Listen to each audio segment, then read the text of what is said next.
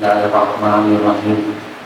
Ahmad Ihsan Samudra bin Yoni Imam Mustafa, saya nikahkan dengan engkau anak kandung saya yang bernama Rizka Fauza dengan maharnya 5 gram cincin emas dan uang tunai Rp2.610.000 tunai.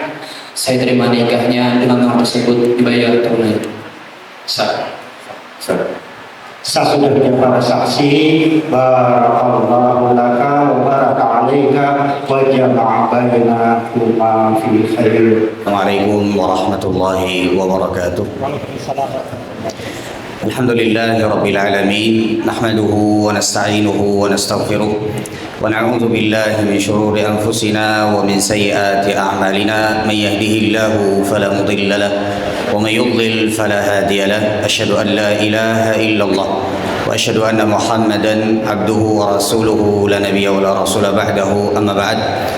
Para keluarga, kedua mempelai serta seluruh hadirin dan hadirat tamu undangan yang senantiasa semoga dalam lindungan dan rahmat Allah Subhanahu wa taala. Alhamdulillah, hari ini kita bersyukur kepada Allah Azza wa Jalla. Kita menjadi saksi semuanya, melihat, menyaksikan berlangsungnya akad nikah antara saudara Ihsan dengan saudari Fauza, yang kita doakan semoga Allah Subhanahu wa taala mengumpulkan mereka berdua dalam kebaikan di dunia dan di akhirat. Amin ya rabbal alamin. Tidak banyak yang bisa ulun sampaikan pada nasihat pernikahan kali ini, karena ulun yang diberikan amanah pada kesempatan pagi hari ini, dan ulun tahu ada banyak di antara kita yang hadir di sini yang lebih berhak untuk menyampaikan nasihat pernikahan ini. Namun karena ulun yang diberikan amanah, ulun memohon izin untuk bisa sedikit menyampaikan nasihat khususnya bagi diri ulun pribadi dan juga kepada hadirin sekalian, dan terkhusus lagi kepada kedua mempelai yang baru saja melangsungkan akad nikah.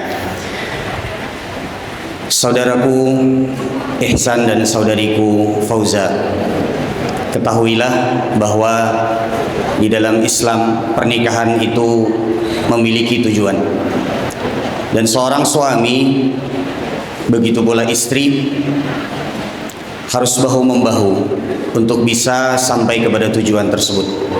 Ada banyak tujuan pernikahan, tapi di antara tujuan terbesarnya adalah sebagaimana yang disebutkan oleh Allah Subhanahu wa taala di dalam Al-Qur'an. Wa min ayatihi an khalaqalakum min anfusikum azwaja litaskunu ilaiha wa ja'ala bainakum mawaddatan wa rahmah.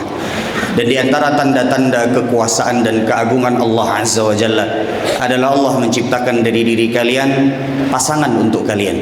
Litaskunu ilaiha, agar kalian mencari ketenangan padanya, agar kalian mencari kebahagiaan, agar kalian bisa pulang kepadanya.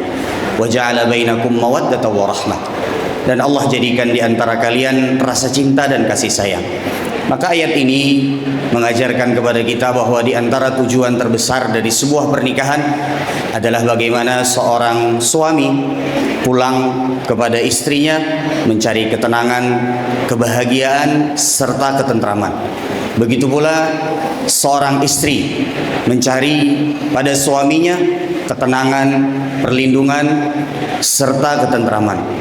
Namun tujuan ini tentu saja tidak bisa dicapai begitu saja. Ada usaha yang harus sama-sama diusahakan baik oleh suami ataupun juga istri. Maka di antara penjelasan para ulama, tujuan ketenangan, ketentraman dalam pernikahan itu tidak akan terwujud sampai diusahakan di antaranya beberapa perkara. Di antara yang bisa kita sebutkan pada pagi hari ini ada 3 perkara yang merupakan pondasi utama yang harus diusahakan baik bagi seorang suami ataupun bagi seorang istri, agar tujuan pernikahan, ketenangan, ketentraman, serta tempat terbaik untuk kembali setelah lelah letih itu tercapai di dalam berumah tangga. Yang pertama, di antara usaha yang harus selalu diingat, difahami serta diusahakan oleh kedua suami dan juga istri adalah bahwa prinsip di dalam berumah tangga adalah saling membahagiakan, bukan hanya sekedar menuntut untuk dibahagiakan, tapi juga bagaimana seorang suami berusaha sekuat tenaga untuk membahagiakan istrinya, dan bagaimana seorang istri sekuat tenaga untuk membahagiakan suaminya. Itulah kenapa kalau kita melihat Rasulullah sallallahu alaihi wasallam bersabda dalam sebuah hadis, dinarun anfaqtahu fi sabilillah. Satu dinar yang kata Rasulullah engkau infakkan di jalan Allah. Wa dinarun anfaqtahu fi raqabatin, dan satu dinar yang engkau infakkan untuk memerdekakan seorang budak.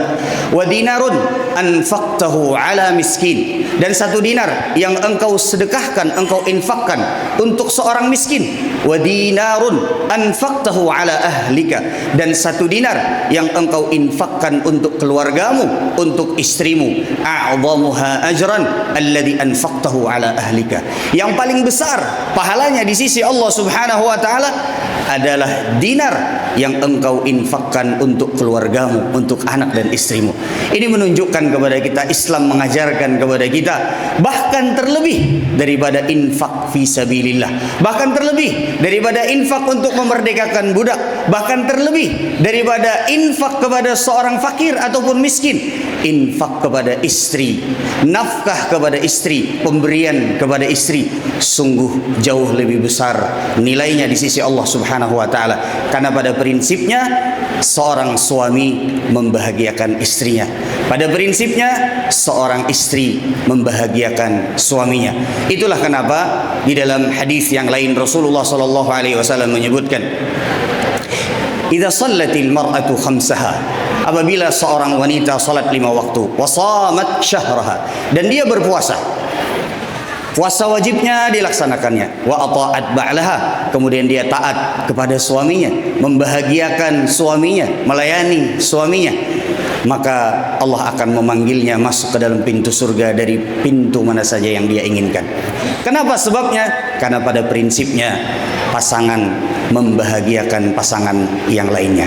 Yang kedua, di antara pilar yang harus diusahakan adalah setiap dari suami, begitu pula istri, memiliki rel yang dia harus berjalan di atasnya.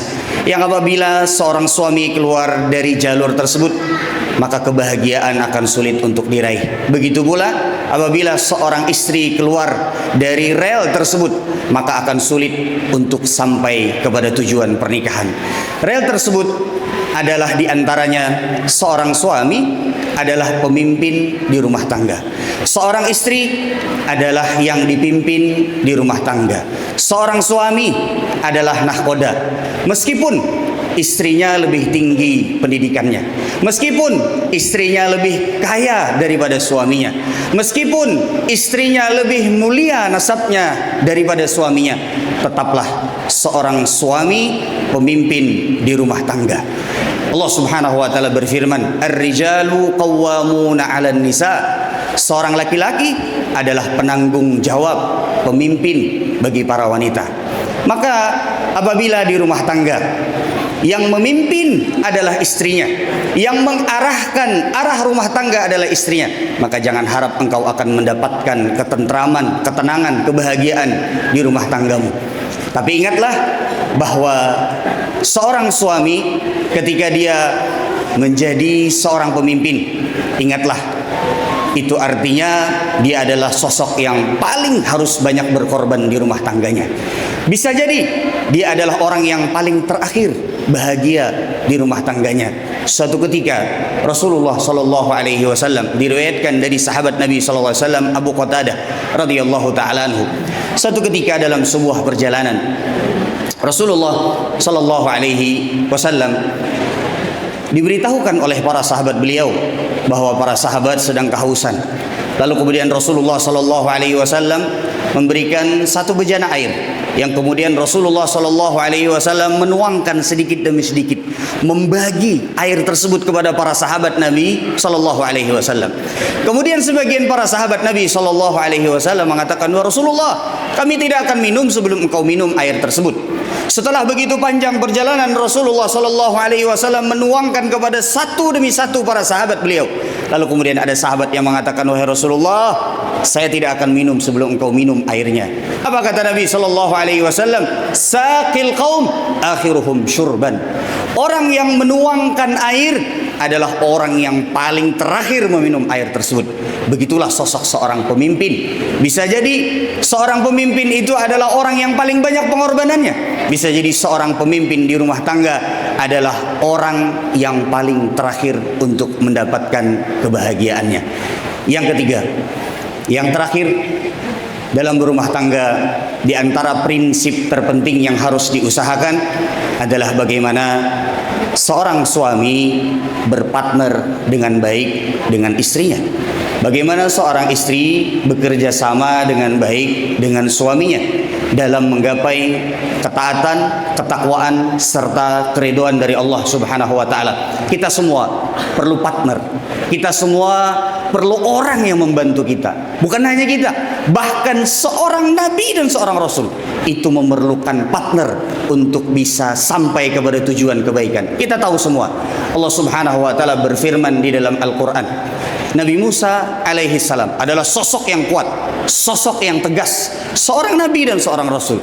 Tapi di antara doa Nabi Musa alaihi salam ada yang menarik. Allah Subhanahu wa taala sebutkan di dalam Al-Qur'an, "Waj'alli waziran min ahli."